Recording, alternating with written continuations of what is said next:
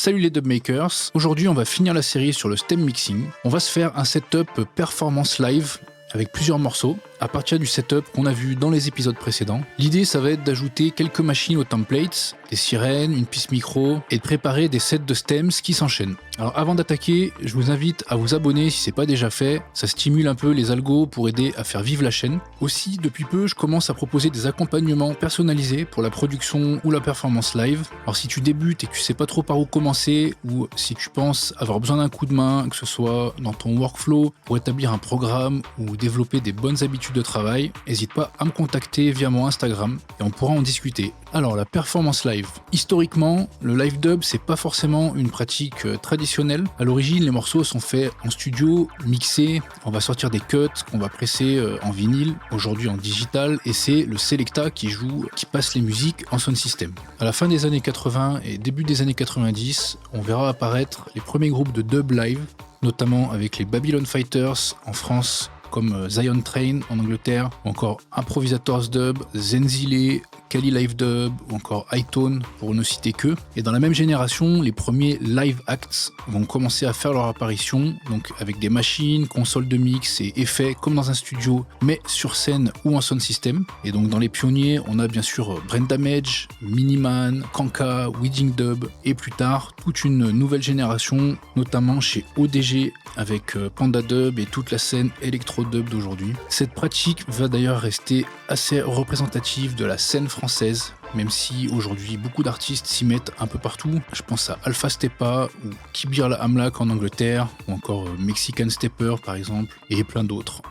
Alors dans Ableton, on a deux approches pour le live. Donc il y a le mode session, ici, qui fonctionne avec des clips et des scènes, donc ça va de haut en bas, des scènes qu'on peut déclencher avec un launchpad. Et il y a le mode arrangement, donc qui est linéaire de gauche à droite. C'est avec ça qu'on a vu dans les épisodes précédents. Donc on laisse défiler les morceaux de gauche à droite. Alors on va voir ces deux méthodes.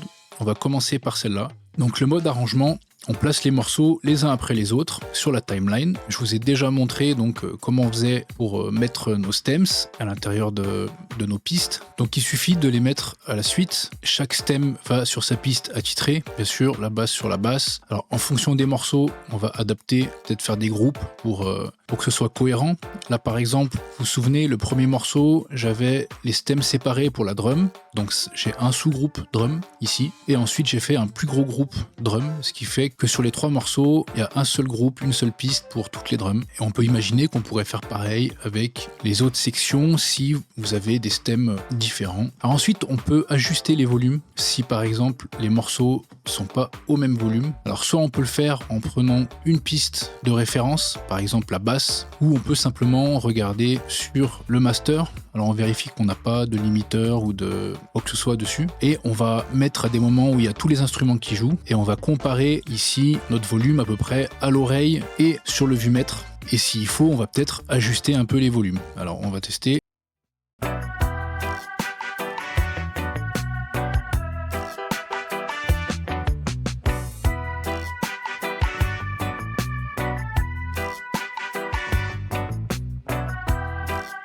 Ok, je vais comparer avec le deuxième.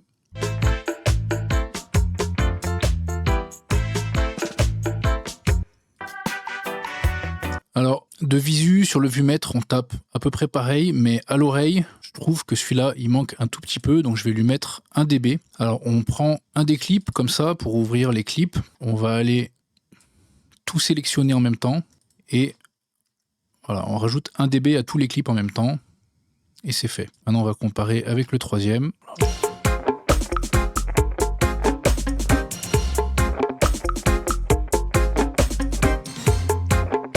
Là, on voit bien qu'on tape bien au-dessus des -6, et à l'oreille aussi on l'entend, et même on peut le voir sur les formes des clips là, que ceux-là ils sont un peu plus gros, un peu plus épais. Donc je vais descendre de 3 dB. Hop.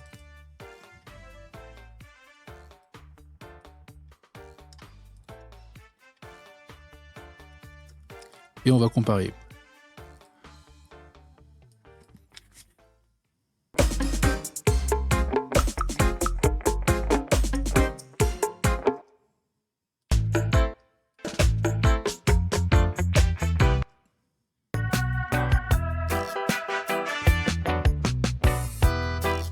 Voilà, pour moi, c'est beaucoup mieux. Déjà, les morceaux sont un peu plus cohérents entre eux.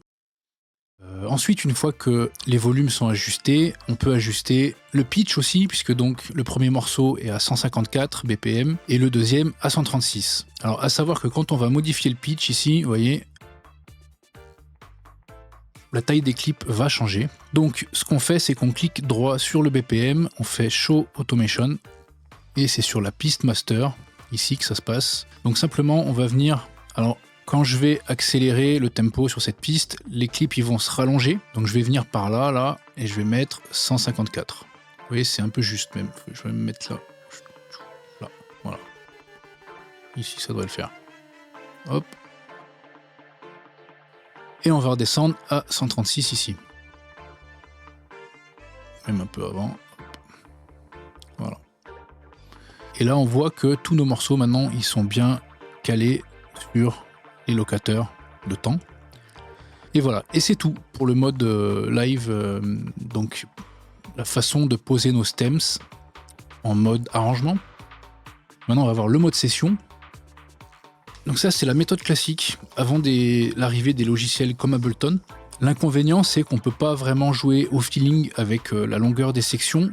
C'est pas très flexible pour improviser, par exemple en live, on va pas pouvoir revenir où on veut dans un morceau ou rallonger certaines parties. Alors qu'en mode session, on va passer sur le mode session, ce qu'on fait c'est qu'on découpe en fait nos morceaux ici par bloc de 16 mesures où on peut faire 8 mesures, on peut faire comme on veut, hein. Je vais faire en 16, donc on place les locateurs de boucle comme ça, on double-clique dessus, clic droit et Consolidate Time to New Scene en anglais. Et hop, là ça m'a mis, donc ça m'a envoyé cette boucle directement sur mes pistes ici. Alors je vais faire ça 3 fois pour chaque morceau, juste pour la démonstration.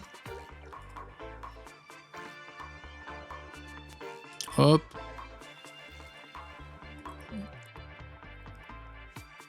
Voilà. Ensuite, je garde une piste vide entre les deux morceaux. Donc, on va dire que le morceau est entier, là. Hein.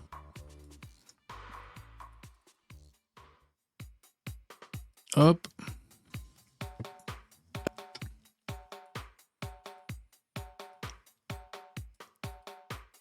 Hop. Alors, je vais regarder ce que ça donne là-bas.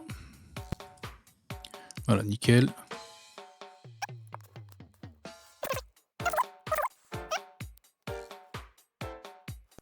Et donc là, on a nos trois sections sur les 3 morceaux qui vont pouvoir du coup être activées avec le Launchpad directement. Mais comme on peut l'entendre, donc là c'est pas au bon tempo, parce qu'on est resté à 136. Donc ici, il faut cliquer dans les petites cases sur la piste master et on fait Send Tempo and Time Signature et on vient mettre le tempo de la piste en question. Donc ici c'est 154 et il faut toutes les faire jusqu'à ce que ça se présente comme ça, écrit en blanc ici avec le petit triangle bleu. Et ensuite 136, parce que là on voit bien que c'est écrit 136, mais si c'est pas écrit en blanc comme ça veut dire que ça va rester au tempo des tracks d'avant. 136. Là maintenant, on peut lancer nos clips. Voilà. Et maintenant donc j'ai accès à mes clips ici avec mon Launchpad.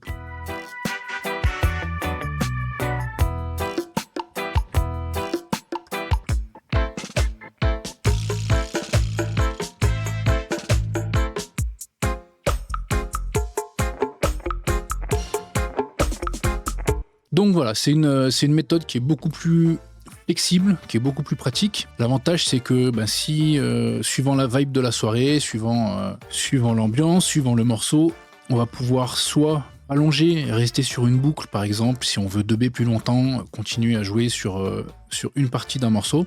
Et aussi dans l'autre sens, si jamais on se rend compte qu'un morceau qu'on vient de commencer, ça va pas le faire parce que la vibe elle est pas, que ce soit au niveau de la cadence ou peu importe, on peut aller plus vite vers la fin du morceau ou sauter des étapes histoire de passer au morceau d'après, quoi. Ça peut arriver. Voilà pour les 2 façons de faire un live. Moi je trouve que celle-là c'est vraiment la meilleure, la plus pratique. Donc là il faudrait découper les morceaux jusqu'au bout évidemment et on pourrait faire autant de scènes qu'on veut.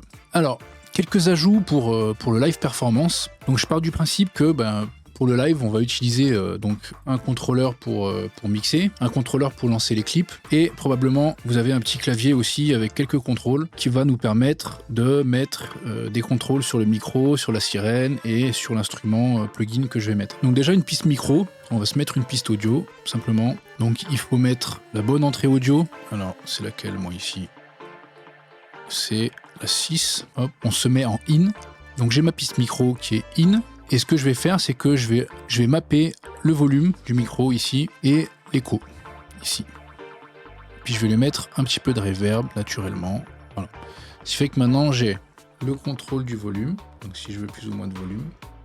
Et je peux mettre de l'écho. Dubwise.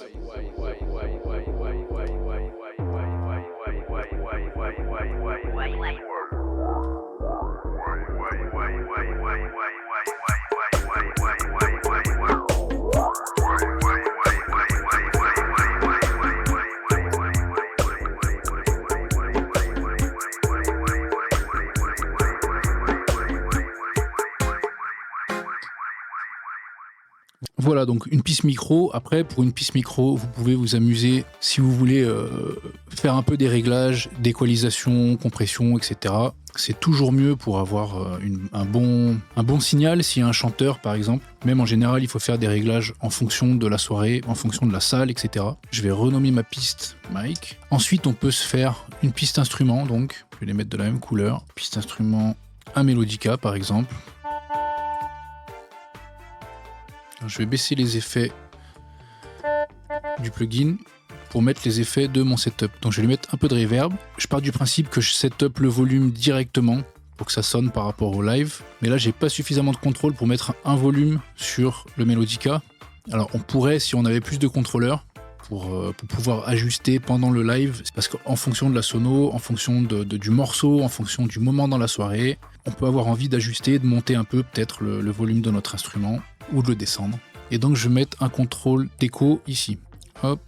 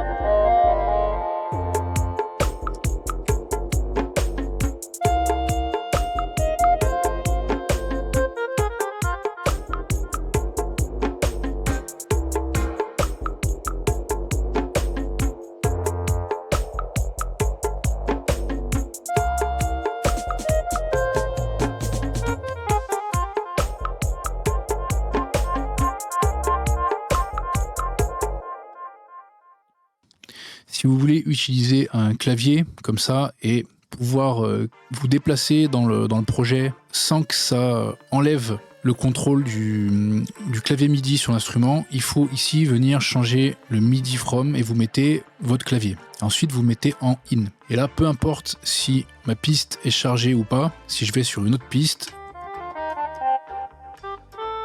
mon Melodica, il est toujours en place. Voilà, donc on a le micro, le Melodica avec l'écho, et on va se mettre maintenant une sirène. On va se mettre plusieurs sirènes. J'utilise le module de JD High Elements. Je vous mettrai le lien en description. Vous pouvez aller voir ses tutos et le tuto qu'il a fait sur la sirène. Et vous pouvez récupérer la sirène sur son Patreon aussi, qui est super efficace. Donc on a plein de patterns différents, plein de presets différents. Donc ce que je fais, c'est que je vais dupliquer cette sirène et je vais choisir 3 presets différents. Donc celle-là, elle fonctionne avec des petits clips ici. Moi, j'utilise les gates. Donc la différence, c'est que le toggle, c'est comme l'interrupteur, là. C'est-à-dire que la sirène, elle reste allumée.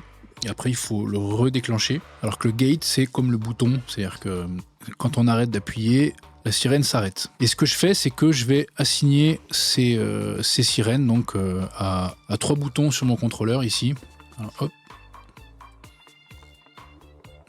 Donc maintenant, sur ces 3 boutons, j'ai 3 sirènes différentes. Je vais baisser un petit peu leur volume. et je vais choisir des presets différents. Alors là, on va prendre le... Voilà, par exemple. Je vais enlever le délai aussi, parce qu'il y a un écho directement dessus. Je vais l'enlever et je mettrai un contrôle sur mon écho à moi. Celle-là, pareil.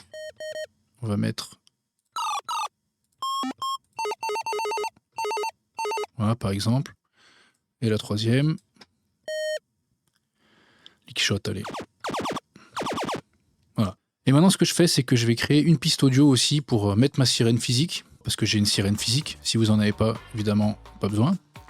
Donc il faut que je mette l'entrée de ma sirène ici. Alors c'est la 2. Pareil en in, pour que ce soit toujours on. Voilà. Je vais comparer les volumes des sirènes aussi. Ok, donc moi je peux monter un petit peu mon volume ici. Voilà, on est à peu près au même volume. Et je vais faire un groupe, tout simplement. Sirène audio. Je vais faire un groupe de sirènes.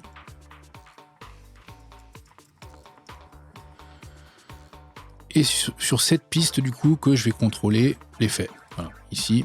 Et comme ça, maintenant, j'ai un contrôle d'écho sur mes sirènes.